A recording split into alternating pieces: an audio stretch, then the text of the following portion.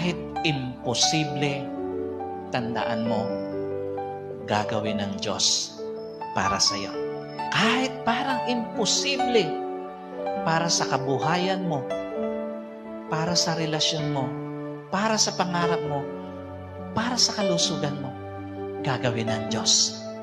Kahit parang mahirap sa tingin mo, gagawin ng Diyos para sa iyo, para sa pamilya mo. This morning, maniwala ka, walang hindi kayang gawin ang Diyos para sa iyo.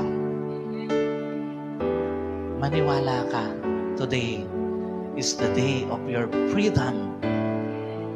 Palalayain ka ng Diyos sa isang relasyon na hindi mo deserve. Today